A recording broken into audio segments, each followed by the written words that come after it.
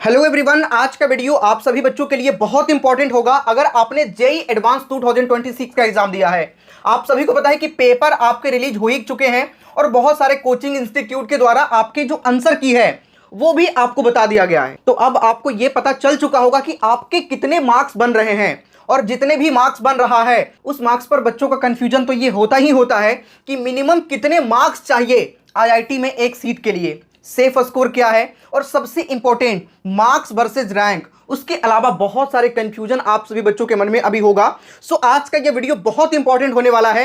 With detail हम बात करने वाले हैं कि कितने मार्क्स आपके बने हैं तब आपके कितने रैंक बन जाएंगे, लास्ट कितने रैंक वाले बच्चों को आईआईटी का सीट मिला था। हम कैटेगरी वाइज भी बात करेंगे कि किस कैटेगरी से आप बिलोंग करते हैं तब आपके कितने रैंक है तब आपको सीट मिल जाएगा। सारी ही बातें आज के इस वीडियो में हम डिटेल में डिस्कशन करने वाले हैं। सो वीडियो बहुत इंपॉर्टेंट होगा, पूरी ध्यान से आप लोग देखिएगा। और जो लोग नए हैं सब्सक्राइब करके बेल आइकन दबा लीजिएगा।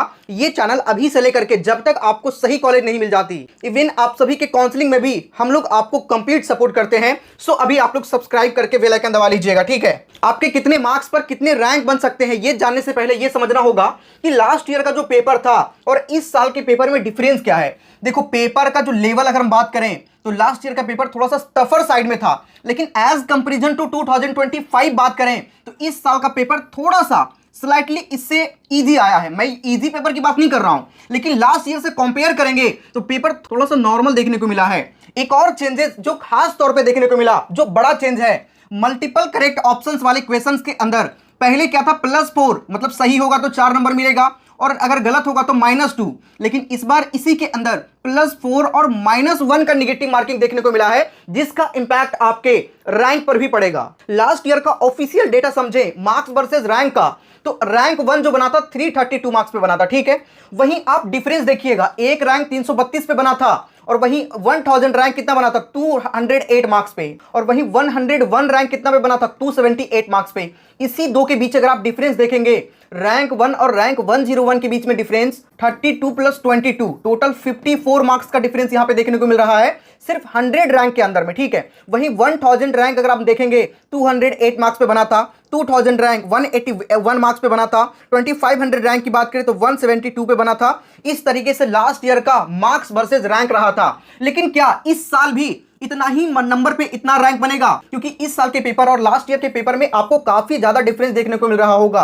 पहला, नेगेटिव मार्किंग को लेकर भी डिफरेंस देखने को मिला और पेपर के डिफिकल्टी लेवल पर भी डिफरेंस देखने को मिला। तो इस साल क्या कुछ चीजें हो सकती है, साथ ही हम डिटेल एनालिसिस करेंगे यहां पे, ठीक है। लेकिन उससे पहले मैं आप सभी को बताना चाहूंगा इंडिया का सबसे अफोर्डेबल काउंसलिंग सपोर्ट, जिसके अंदर अभी से लेकर के जब तक आपको कॉलेज नहीं मिल जाता, आपके रैंक पे बेस्ट से बेस्ट कॉलेज नहीं मिल जाता, तब तक हम आपके साथ रहते हैं। हमारे पास इसके लिए 25 एक्सपर्ट लोगों की पूरी टीम है। हमारे पास ऑलरेडी काफी सारे बच्चे इनरोल्ड है और कई सारे बच्चे जेईई एडवांस का वेट कर रहे थे। एडवांस भी खत्म हो चुका है। एडवांस में आपके अच्छे रैंक आते हैं तब उस कंडीशन में आपको आईआईटी मिलेगा, और मान के चले अगर आपके रैंक उतने अच्छे नहीं आ पाते हैं तब भी आपके मेंस के बेस पे एनआईटी, ट्रिपल आईटी और जीएफटीआई के ऑप्शंस तो है ही है। और आपका जो भी रैंक बनता है उसमें सबसे बेस्ट जो हो सकता है वो हमारी टीम आपको करके देगी, जिसके लिए जोसा का अगर आप लेते हैं तो सिर्फ 999 और जोसा प्लस सीसैप लेते हैं तो 1899 में हम जोसा प्लस सीसैप आपको प्रोवाइड कर रहे हैं। इस काउंसलिंग सपोर्ट में ज्वाइन करने का लिंक आपको डिस्क्रिप्शन कमेंट के सबसे टॉप पे मिल जाएगा, जिसके अंदर आपके रैंक पे बेस्ट पर्सनलाइज्ड चॉइस फिलिंग आपको प्रोवाइड किया जाएगा,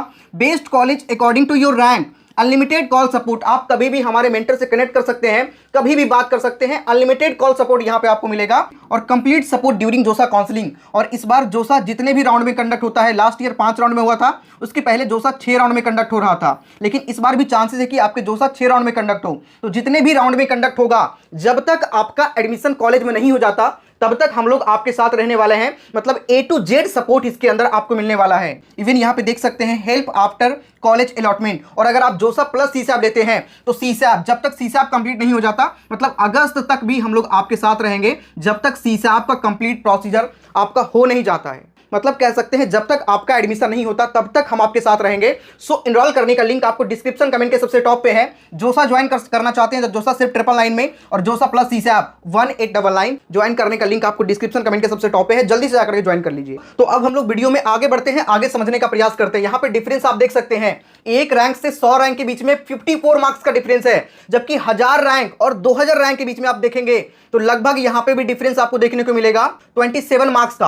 और जैसे जैसे आप आगे बढ़ेंगे, जैसे यहां पे बात करें 5000 रैंक और 6000 रैंक के बीच में क्या डिफरेंस है, तो 5000 रैंक 145 मार्क्स पे बना है और 6000 रैंक 138 मार्क्स पे बना है, मतलब डिफरेंस 7 मार्क्स का है। 1000 रैंक में सिर्फ 7 नंबर का डिफरेंस है। वहीं 15000 और 16000 रैंक पर डिफरेंस देखने का प्रयास करें तो यहां पे आप देख सकते हैं 15000 रैंक बना है 104 नंबर पे और 16000 रैंक बना है 102 नंबर पे, मतलब सिर्फ 2 नंबर पे 1000 रैंक का डिफरेंस है। तो जैसे जैसे आप आगे बढ़ते जाएंगे इस मार्क्स के अराउंड स्कोर करने वाले बच्चों की संख्या बढ़ती जाती है, जिस वजह से आपको यहां पे ये डिफरेंस कम होता हुआ दिखता है। तो इस साल का क्या कुछ सीन हो सकता है, तो मैं आपको थोड़ा सा पहले एक बार डेटा थोड़ा सा समझा दूं आपको, ठीक है। देखो 5000 रैंक जो लास्ट ईयर बना था वो बना था 145 मार्क्स पे। 4000 रैंक की बात करें तो 4000 रैंक 154 मार्क्स पे बना था और 3000 रैंक की बात करें तो 165 मार्क्स पे बना था।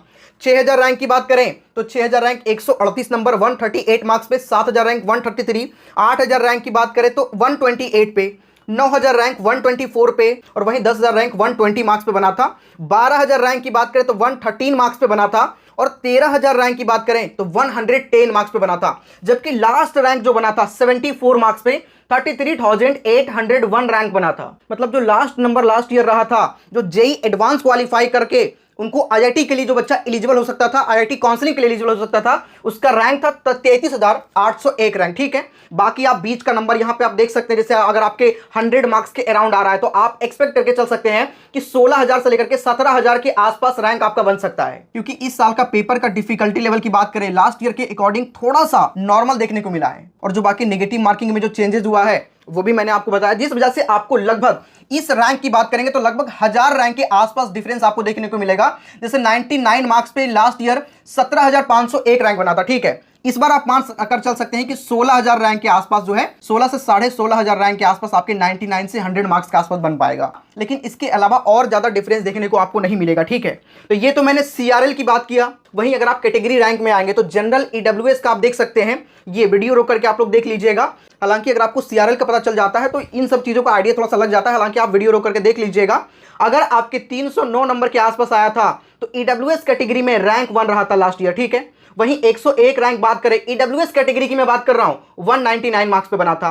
1201 रैंक ईडब्ल्यूएस कैटेगरी का 1201 रैंक 120 नंबर पे बना था, ठीक है, लास्ट ईयर। बाकी आप वीडियो रोक करके देख लीजिएगा। 66 मार्क्स पे 6401 रैंक बना था ईडब्ल्यूएस कैटेगरी में। वहीं ओबीसी एनसीएल की बात करें तो 66 मार्क्स पे 12000 रैंक बना था और वहीं 92 मार्क्स पे 5601 रैंक बना था। 148 नंबर पे 901 रैंक बना था और वहीं 225 नंबर पे 101 रैंक बना था। ये ओबीसी कैटेगरी का रैंक है, ठीक है। उसके बाद में अगर हम एससी की बात करें तो एससी का वीडियो रोक करके आप लोग देख सकते हैं और एसटी का भी और पीडब्ल्यूडी कैटेगरी का भी यहां पे आप देख सकते हैं। ये जो मैंने आपको मार्क्स वर्सेस रैंक के बारे में बताया ये ऑफिशियल डेटा था, लेकिन बच्चों को यहां पे ये भी ध्यान रखना होता है कि हर सब्जेक्ट में भी आपको क्वालिफाई करना होगा, तभी आप आईआईटी के लिए एलिजिबल हो पाएंगे। और हर सब्जेक्ट में क्वालिफाई करने के लिए लास्ट ईयर जो मिनिमम मार्क्स लेकर के आने पड़ रहे थे, सीआरएल की बात करें कॉमन रैंक लिस्ट की 5.83%, जिसके लिए हर सब्जेक्ट में 7 नंबर, ठीक है। अगर आपके हर सब्जेक्ट में 7 नंबर से ऊपर है तब उस कंडीशन में आप यहां पे क्वालिफाई कर रहे थे। और सिर्फ यही नहीं बल्कि आपको एग्रीगेट 74 मार्क्स भी होने चाहिए। जैसे एग्जांपल समझें, एक बच्चे का फिजिक्स में 7 नंबर, केमिस्ट्री में 7 नंबर और मैथमेटिक्स में 7 नंबर, टोटल 21 मार्क्स हो गया, ठीक है। तो ये तीनों में तो क्वालिफाई कर रहा है लेकिन एग्रीगेट क्वालिफाई ही नहीं कर पा रहा है, तो ये बच्चा एलिजिबल नहीं होगा आईआईटी के लिए। एक में अगर मान के चले 8 नंबर है, दूसरा में 25 नंबर है और तीसरा में 35 नंबर है, तो 35 + 40 और 20 60, ठीक है। 60 और 8 68, 68 मार्क्स, ठीक है। तब भी ये बच्चा क्वालिफाई नहीं कर रहा है। लेकिन हाँ, एक में इनके मार्क्स 8 नंबर है, ठीक है, और दूसरे में 30 है और तीसरे में 40 मतलब 40 नंबर है, ठीक है। तो 40 30 70 और 8 78 यानी कि 78 मार्क्स। इस कंडीशन में ये बच्चा क्वालिफाई कर रहा है क्योंकि इनके एग्रीगेट 74 चाहिए और इनका एग्रीगेट कितना बन रहा है, 78 बन रहा है, जिस वजह से ये बच्चा क्वालिफाई कर रहा है। तो मतलब ईच सब्जेक्ट में इतने मार्क्स होने चाहिए और एग्रीगेट आपका इतना होना चाहिए। वहीं ओबीसी एनसीएल की बात करें तो हर सब्जेक्ट में 6 नंबर और टोटल 66 मार्क्स। यही गया था ईडब्ल्यूएस का भी और ओबीसी का भी, ठीक है। एससी का और एसटी का बात करें तो ये एससी का रहा था यहाँ पे 3 नंबर हर सब्जेक्ट में और एसटी का भी रहा था 3 नंबर हर सब्जेक्ट में। उसके बाद के सभी जितने भी आप देख रहे हैं सिर्फ प्रिपरेटरी रैंक 1 रहा था, ठीक है। बाकी के पीडब्ल्यूडी वाले बच्चों तक भी हर सब्जेक्ट में 3 नंबर से ऊपर अगर है या फिर 3 नंबर है तब उस कंडीशन में, और ये एग्रीगेट 37 है, तब वो क्वालिफाई कर रहा था। जिसके लिए परसेंटेज यहाँ पे आप देख सकते हैं, ओबीसी एनसीएल का 5.25 और ईडब्ल्यूएस का 5.25% से ऊपर हर सब्जेक्ट में, और जबकि एग्रीगेट 20.56%, 18.50%। इतने कम मार्क्स ला करके भी, हालांकि आपको पता है कि जेई एडवांस थोड़ा सा टफ होता है, तो इतने नंबर भी अगर किसी बच्चे के जेई एडवांस में आ रहा है तो वो आईआईटी में काउंसलिंग के लिए एलिजिबल होता है, उनको एक रैंक मिल रहा था। और अगर आप ये फुलफिल नहीं कर पाएंगे तब उस कंडीशन में आपके रैंक नहीं मिल पाएगा। देखो इस साल थोड़ा सा इससे आपको ऊपर देखने को मिल सकता है, लेकिन बहुत ज्यादा का डिफरेंस आएगा नहीं। जैसे 7 नंबर है, ठीक है, तो इसको आप 8 या फिर 9, हालांकि मैं बात करूं, मैं बोलना चाहूंगा कि 9 नंबर आप मानकर चलिएगा, क्योंकि इस बार के एग्जामिनेशन में कुछ थोड़ा बहुत ज्यादा चेंजेस हुआ है, तो आप इसे 9 नंबर मानकर चलिएगा, इसको आप 8 नंबर मानकर चलिएगा और इसको आप 5 नंबर मानकर चलिएगा, ठीक है। मतलब हर सब्जेक्ट में आपके मिनिमम इतने मार्क्स होने चाहिए, और इसको आप 80 के आसपास मान लीजिएगा, और इसको आप 70 के आसपास मान लीजिएगा, और इसको आप 42 के आसपास मान लीजिएगा। और अगर आपके इतने बन रहे हैं तब आप इस कंडीशन में जेई एडवांस इजीली क्वालिफाई कर जाएंगे और आपका एक रैंक बनेगा, और उस रैंक पे आप आईआईटीज के लिए भी काउंसलिंग कर पाएंगे। तो ये मैंने आपको एक आइडिया दे दिया, ठीक है। वहीं लास्ट रैंक की बात करें कि लास्ट ईयर कितने लास्ट रैंक तक एक आईआईटी का सीट मिला था, तो ये है मेल का डेटा और ये है फीमेल का डेटा, ठीक है। हालांकि फीमेल का आईआईटी के अंदर 20% सीटें रिजर्व होती है, इसीलिए इसका डेटा मैंने अलग से रखा है। तो जनरल कैटेगरी का 18,979 रैंक पे लास्ट ईयर सीट मिल गया था आईआईटी का, ठीक है। इस बार आप थोड़ा सा कम ही मानकर चलिएगा, 18,000 रैंक तक है, तब उस कंडीशन में आपको जो है सीट मिलने का पॉसिबिलिटी होगा। अगर आपके जनरल कैटेगरी से मेल कैंडिडेट है और 18,000 रैंक के आसपास आता है तब आपको आईआईटी का एक सीट मिल जाएगा। हालांकि यहाँ पे ब्रांचेज में आपको कॉम्प्रोमाइज करना होगा, क्योंकि ये लास्ट रैंक 4 आईआईटी है। और वहीं फीमेल के लिए लास्ट ईयर जो जनरल कैटेगरी वाले बच्चों को सीट मिला था वो था 26,886 रैंक, ठीक है। ईडब्ल्यूएस कैटेगरी का 2752, ये कैटेगरी रैंक की बात कर रहा हूं। वहीं फीमेल का 4319, ओबीसी की बात करें 6478 कैटेगरी रैंक पे मिल गया था। वहीं फीमेल की बात करें तो 10692। हालांकि हम आगे परसेंटेज के बारे में भी बात करें, कितने परसेंट मार्क्स आपके बन जाते हैं यहाँ पे, इससे आपको थोड़ा सा कंफ्यूजन हो रहा होगा कि आखिर ये सीआरएल क्या है। तो जब परसेंटेज बता दूंगा तो आपको समझ में आ जाएगा कि हाँ, अगर ओबीसी कैटेगरी से बिलोंग करते हैं और हमारे इतने परसेंट मार्क्स बन रहे हैं तो हमें आईआईटी का एक सीट आराम से मिल जाएगा। एससी कैटेगरी की बात करें तो कैटेगरी रैंक 3492, वहीं फीमेल में 4534। एसटी कैटेगरी की बात करें तो कैटेगरी रैंक 1579 और फीमेल में 2134। इतने रैंक तक अगर आपके बन रहे थे तब आपको आईआईटी का एक सीट लास्ट ईयर मिला था। तो लगभग आप यही मानकर चल सकते हैं, क्योंकि सीटें लगभग उतना ही है इस साल भी। लास्ट मार्क्स की बात करें, ठीक है, अब वहां पे हमने रैंक के बारे में बात किया। लास्ट मार्क्स या लास्ट परसेंटेज की बात करें तो जनरल कैटेगरी में अगर आपके 96 से ऊपर मार्क्स के आसपास बन रहे थे, इस बार आप इसे 100 के आसपास मानकर चलिएगा, ठीक है। इतने बन रहे थे, 26.33% से ऊपर मार्क्स आपके लास्ट ईयर बन रहे थे, तब आपको आईआईटी का एक सीट मिल जा रहा था। फीमेल का 83 के आसपास, ठीक है। ईडब्ल्यूएस में 94 मार्क्स के आसपास और फीमेल में 79 मार्क्स के आसपास। ओबीसी में 87 मार्क्स के आसपास मेल कैंडिडेट का और 71 मार्क्स के आसपास फीमेल कैंडिडेट। एससी की बात करें 49 मार्क्स के आसपास और 43 मार्क्स के आसपास। एसटी की बात करें तो 43 मार्क्स के आसपास और 37 मार्क्स के आसपास। बाकी इसके बगल में परसेंटेज भी लिखा हुआ है कि मिनिमम कितने परसेंट पर लास्ट ईयर बच्चे को आईआईटी का सीट मिला है। और आप यकीन नहीं करेंगे, 10% नंबर लाने वाले फीमेल कैंडिडेट अगर एसटी कैटेगरी से है उसको भी सीट मिला है आईआईटी का। 10% के आसपास मार्क्स आया था सिर्फ।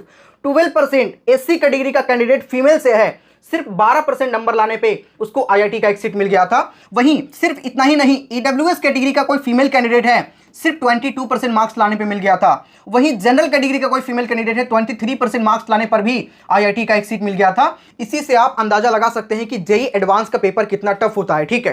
हालांकि मैंने इस वीडियो में आपको हर एक चीज पे डिटेल में बात करने का प्रयास किया है, फिर भी कोई डाउट है कमेंट करिएगा, कमेंट में रिप्लाई करने का ट्राई करेंगे। साथ ही अगर आपने अभी तक जोसा काउंसलिंग में एनरोल नहीं किया है तो जोसा के लिए करना है तो जोसा का भी लिंक आपको डिस्क्रिप्शन में मिल जाएगा। साथ ही जोसा प्लस सीसैब में एनरोल करना है तो जोसा प्लस सीसैब का भी लिंक आपको डिस्क्रिप्शन में मिल जाएगा। आप किसी भी काउंसलिंग सपोर्ट में जाकर के जल्दी से एनरोल करिए। सीट हमारे पास लिमिटेड है, अर्ली बर्ड ऑफर है, काफी सारे बच्चों ने ऑलरेडी एनरोल कर लिया है। जैसे ही सीट हमारा फुल होता है हम इस काउंसलिंग सपोर्ट को क्लोज कर देंगे और जितने बच्चे ऑलरेडी एनरोल होंगे सिर्फ उन्हीं का गाइडेंस हमारी तरफ से किया जाएगा। तो जल्दी से ज्वाइन करिए, लिंक आपको डिस्क्रिप्शन कमेंट के सबसे टॉप पे मिल जाएगा। इस वीडियो में इतना ही, मिलते हैं किसी नेक्स्ट वीडियो में, तब तक के लिए जय हिंद।